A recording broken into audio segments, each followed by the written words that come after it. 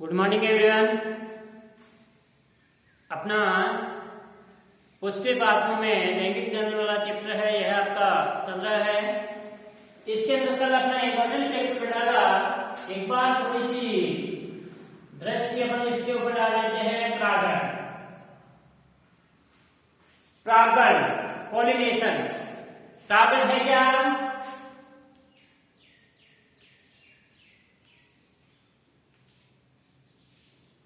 Pollination है क्या? परागण है क्या? परागण किसे कहते हैं? किसी भी पुष्प या पादप के परागकोश के परिपक्व होने के बाद परागकणों का वर्तिकाग्र पर गिरना, वर्तिकाग्र पर पहुंचना क्या कहलाता है? परागण कहलाता है। ये अपने दो प्रकार के बने थे, स्वपरागण और परपरागण। स्वपरागण के अपने दो बड़े थे, स्वयुग्मन और सजात पुष्पी परागण। स्वयुग्मन किसे कहते हैं? कि उसी पुष्प के परागकोश से परागकण निकल करके उसी पुष्प की वर्तिकाग्र पर पहुंचना क्या कहलाता है?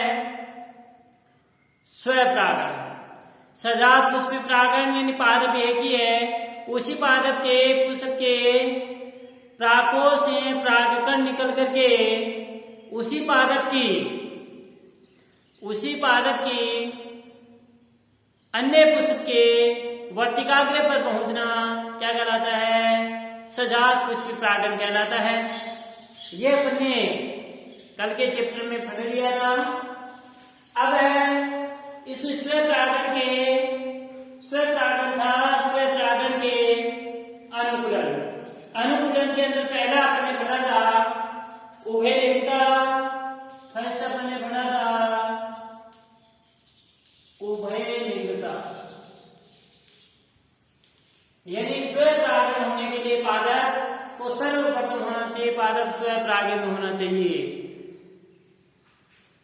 उभयलिंगता यानी इसके अंदर नर जनांग और मादा जनांग दोनों पादप के अंदर उपस्थित होने चाहिए। दूसरा था अपना समकाल परिपक्वता। समकाल परिपक्वता, समकाल परिपक्वता क्या है?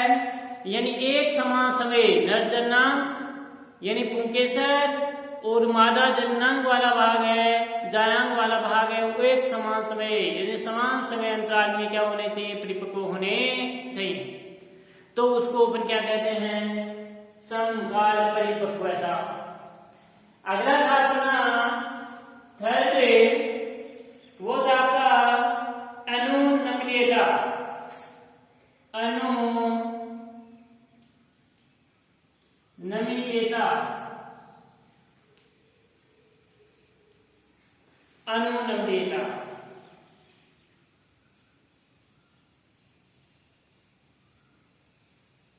अनुनम्यता किसे कहते हैं?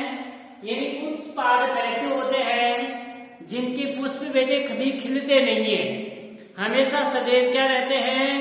बंद रहते हैं, आवृत रहते हैं। अब यदि वह बंद है, जैसे कोई भी पुष्प है, किसी भी पादप के ये पुष्प आया हुआ है और ये पादप इस प्रकार से अपने आवरण के द्वारा पुष्प है वो बंद है। अब बंद पुष्प के अंदर इसी के अंदर तो क्या है?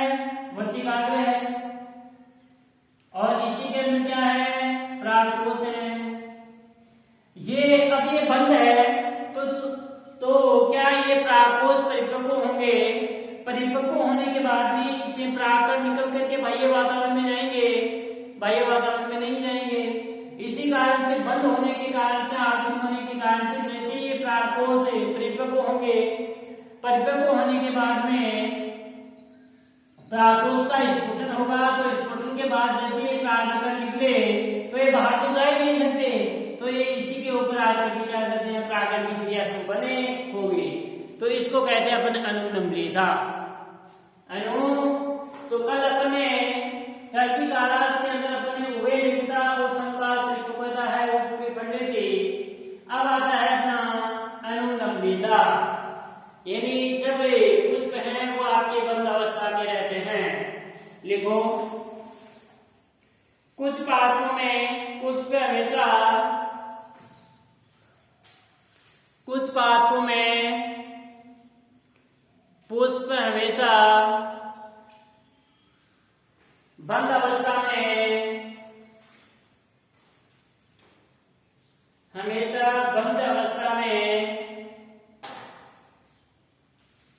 रहते हैं, बंद अवस्था में रहते हैं, कभी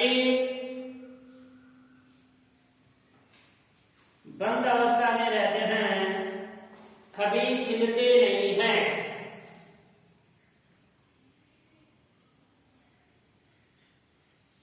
कभी खिलते नहीं हैं,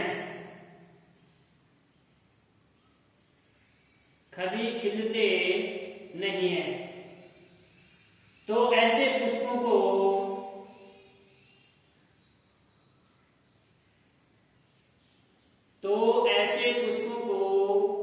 अनुनमनीय पुष्प कहते हैं।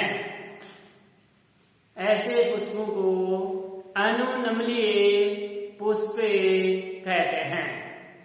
यानी कभी खिलते नहीं है, सदैव बंद अवस्था के चले रहते हैं। तो ऐसे पुष्पों को अपने अनुनमनीय कहते हैं। पहला चीज करके अब कभी खिलते नहीं है, मैंने एग्जाम्पल दिया ये।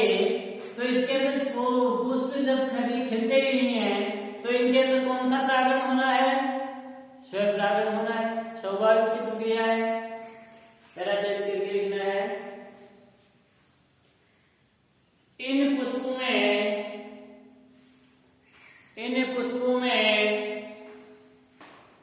हमेशा स्वपरागण, इन पुष्पों में हमेशा आपका स्वपरागण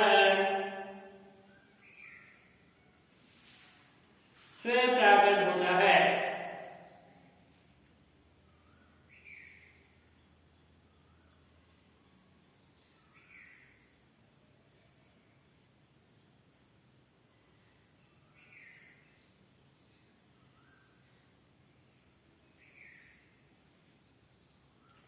स्वपरागण होता है।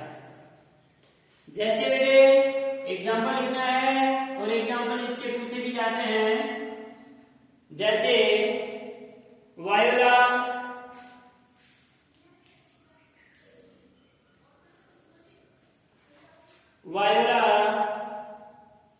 ऑक्सिलिसे,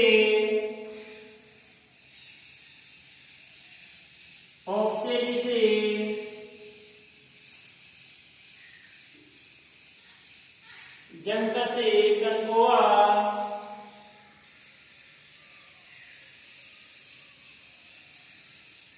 कंकोआ,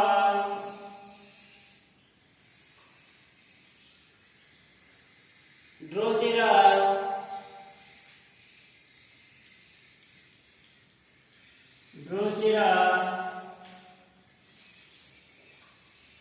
आदि पादपों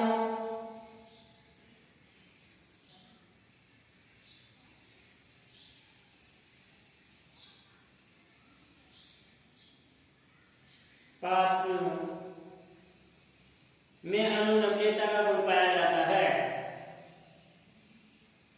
यानी इसमें पुष्प हमेशा खिलते नहीं है, सदैव आपका बंद अवस्था में रहते हैं।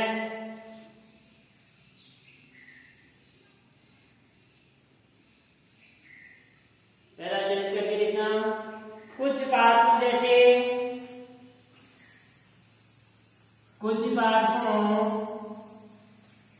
जैसे कोमेबिन,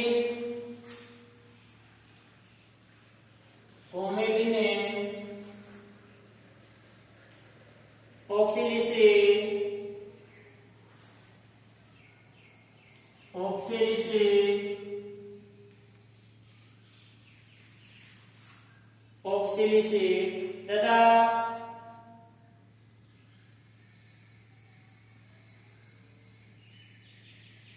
वायोलिन में दो प्रकार के पुष्प पाए जाते हैं। ये डाल के लिखना, उन्मील प्रागण पुष्प उन्मीले प्रागणी पुष्पे और अनु नम्लीने प्रागणी पुष्प। अनु नम्ले प्रागणी पुष्प, ये दो उन्मेले प्रागणी पुष्पे और अनु नम्ले प्रागणी पुष्प। उन्मेल प्रागणी पुष्प के अंदर जो पुष्प हैं वो पुष्प बेटे सामान्य जैसे पुष्प खिलते हैं ना वैसे पुष्प है वो खिले हुए पाए जाते हैं, जबकि अनु नम्ले प्रागणी पुष्प है वो खबे है वो खिली हुई अवस्था में नहीं रहते हैं, सदैव बंद अवस्था में पाए जाते हैं। तो पहला चेंज करके वो उन्मेल प्रागणी पुष्पे सामान्य पुष्प की तरह है, उन्मेले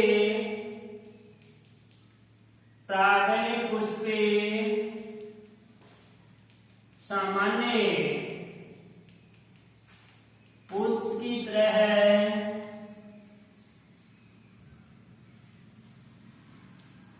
खुले हुए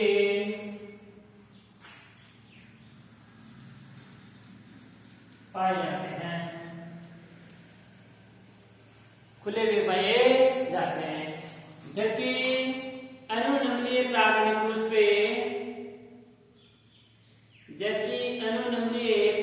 पुष्पे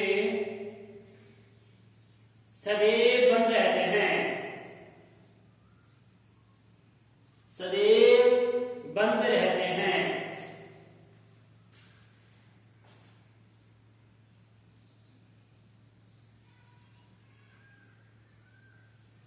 बंदे रहते हैं।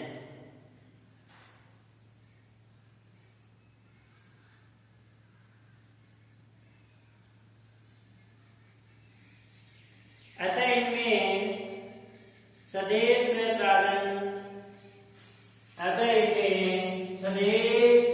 स्वयं प्रागण ही पाया जाता है, क्योंकि बंद रहेंगे तो स्वयं प्रागण ही पाया जाएगा। ये था अपना स्वयं प्रागण। अब दूसरा आता है वह आपका परपरागण,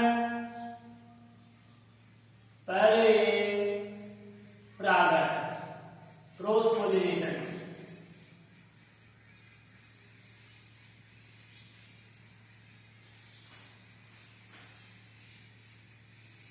स्वयंपरागण,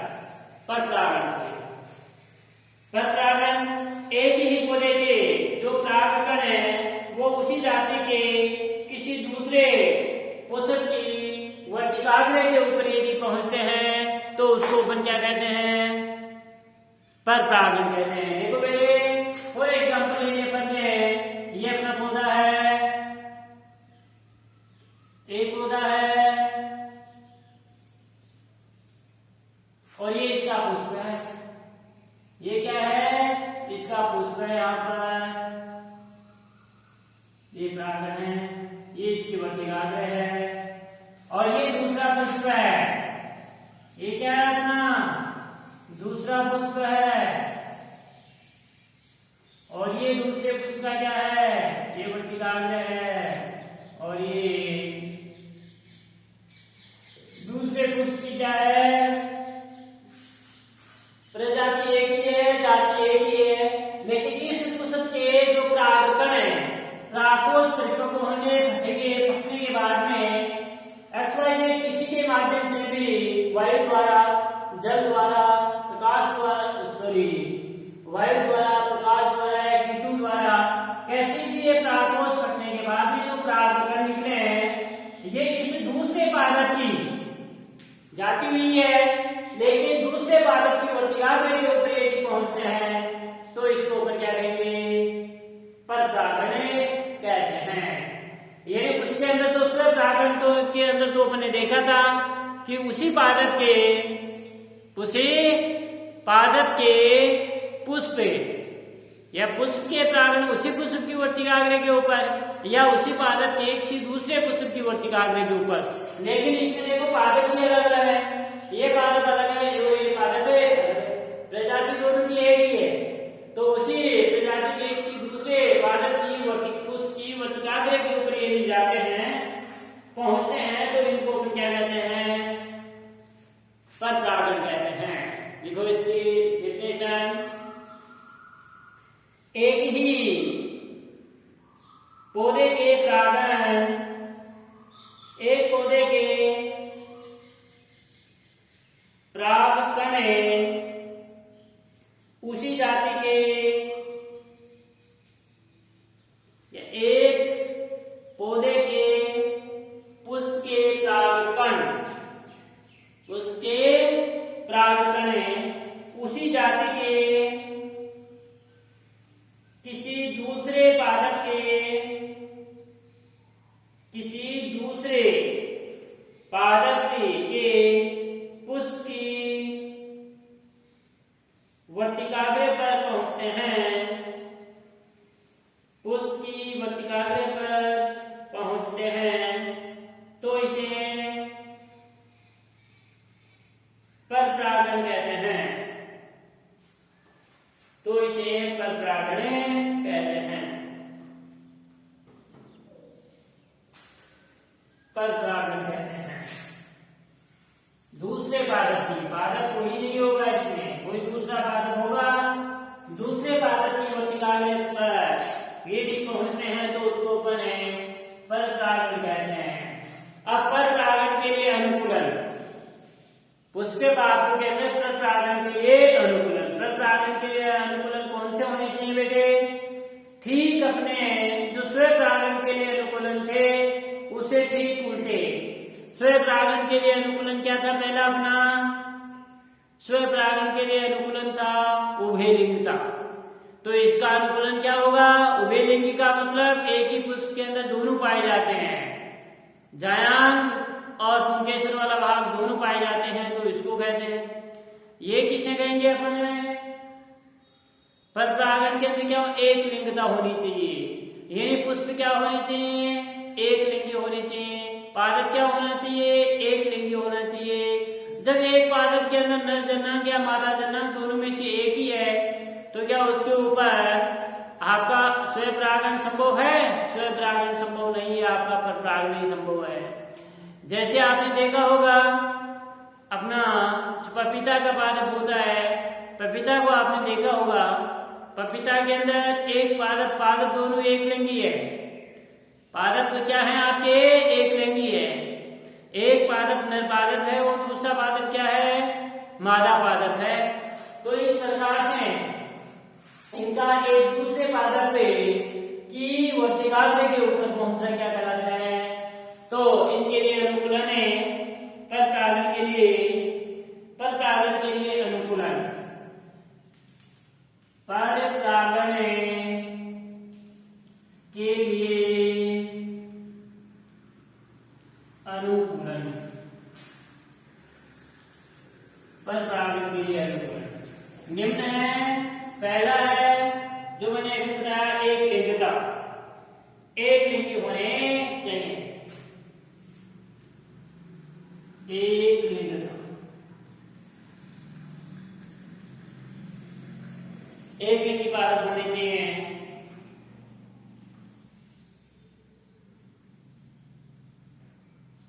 कुछ पादपों में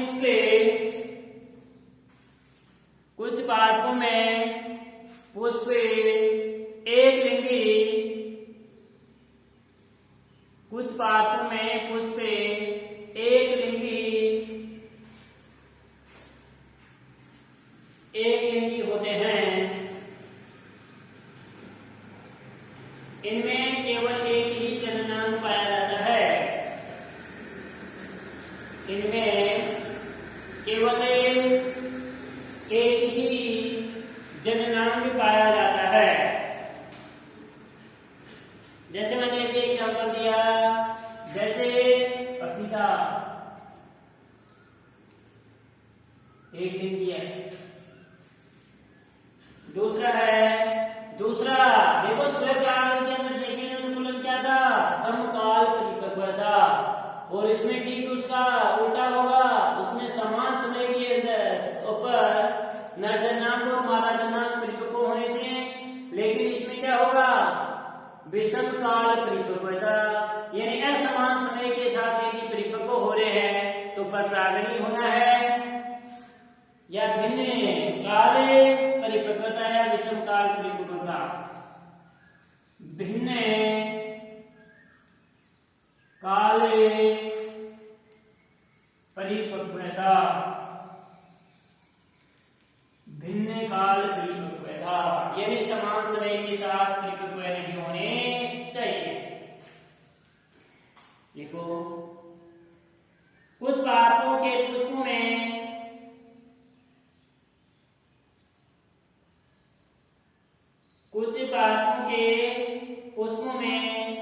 परागकोश, पादपों के पुष्पों में परागकोश तथा वृत्तिकाग्र, परागकोश तथा वृत्तिकाग्र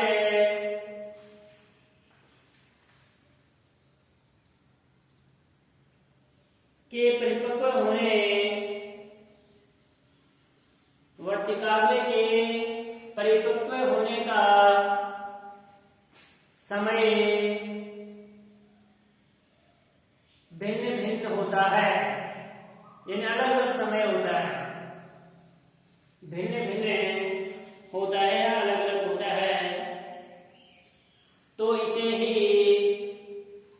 भिन्न काल परिपक्वता कहते हैं, भिन्न काल परिपक्वता कहते हैं।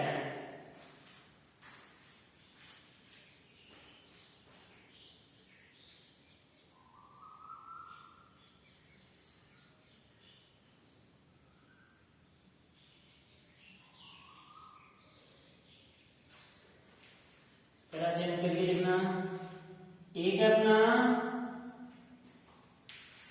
पूर्वता, पूर्वता,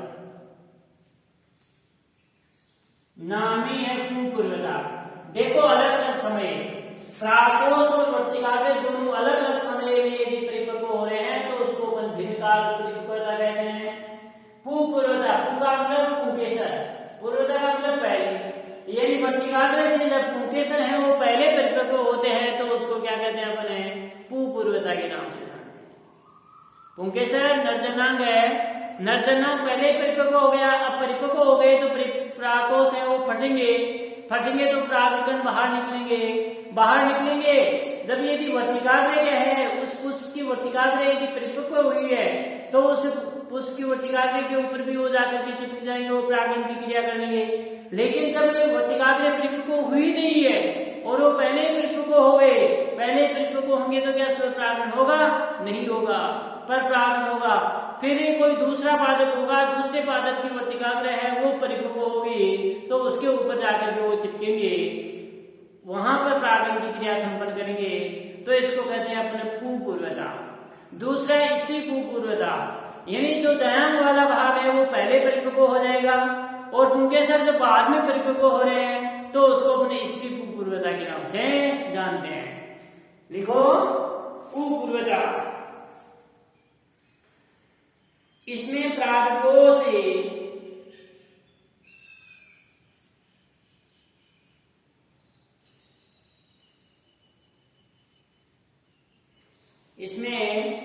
परागकोश वर्तिकाग्र से पहले ही, या जब परागकोश वर्तिकाग्र से पहले ही परिपक्व, वर्तिकाग्र से पहले ही परिपक्व हो जाते हैं तो इसे पूर्वता कहते हैं। यानी परागकोश है वो पहले परिपक्व हो गए, किसके बजाय? वर्तिकाग्र के, तो उसको अपन पूर्वता कहते हैं। दूसरा है स्त्री पूर्वता, स्त्री पूर्वता, स्त्री पूर्वता यानी जयान वाला भाग है वो आपका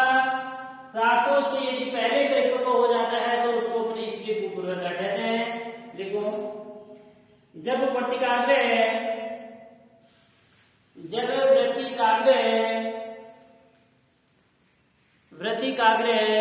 प्राग कोश से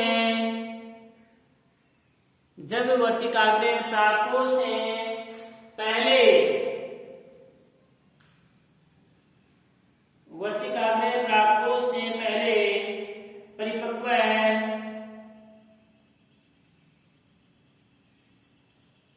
परिपक्व होती है तो इसे स्त्री कुपूर्वता कहते हैं। अगला जो अनुकूलन आता है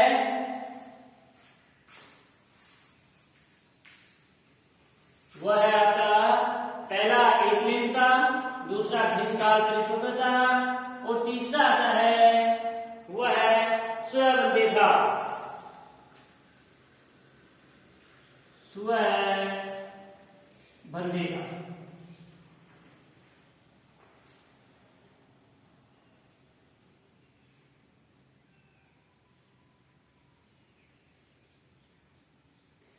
कुछ पादप ऐसे हैं जिनके पुष्प में स्वयं द्वारा विकसित परागकणों का कोई आनुवंशिक रूप से कोई बाधा के कारण यदि परागण की क्रिया उस पुष्प के ऊपर नहीं होती है तो उसको अपन क्या कहते हैं? स्वबंधिता कहते हैं। लिखो, जब कुछ पादपों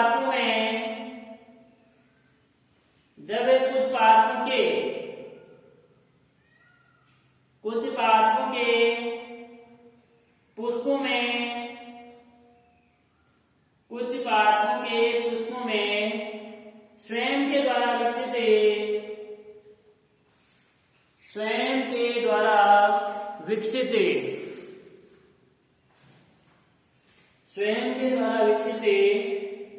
परागकणों का आनुवंशिक बाधा के कारण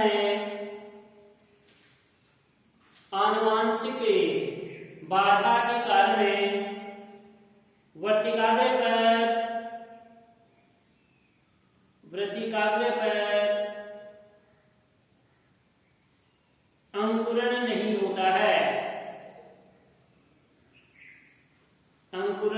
होता है तो इसे कोई आनुवंशिक बाधा के कारण यदि अंकुरण नहीं होता है तो इसे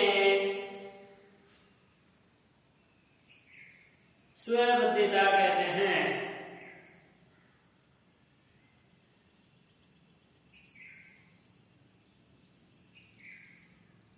स्वबंधिता कहते हैं। अगला आता है वह है हरकोगेमी।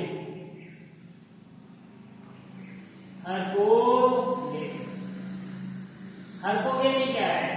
यानी कोई प्राकृतिक अवरोध के कारण जो परागकण है और जो वर्तिकाग्र है वो परागकण वर्तिकाग्र के ऊपर यदि नहीं पहुंचते हैं तो उसको अपन हरकोगेमी कहते हैं। कोई भी प्राकृतिक अवरोध होगा उसके कारण से। लिखो, जब प्राकृतिक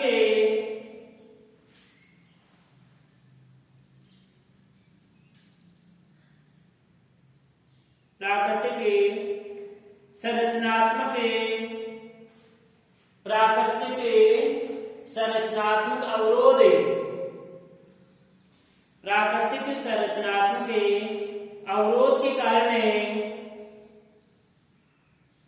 अवरोध के कारण वृत्तिकाग्र तथा परागकोश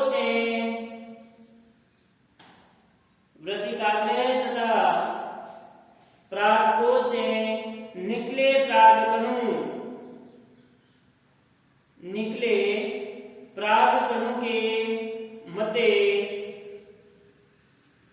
परागकणों के मध्य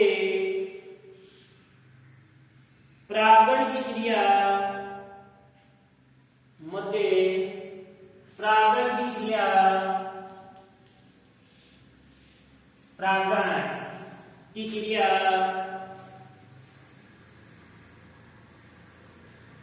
नहीं होती है। नहीं होती है, तो इसे हरकोगेमी कहते हैं। तो इसे हरको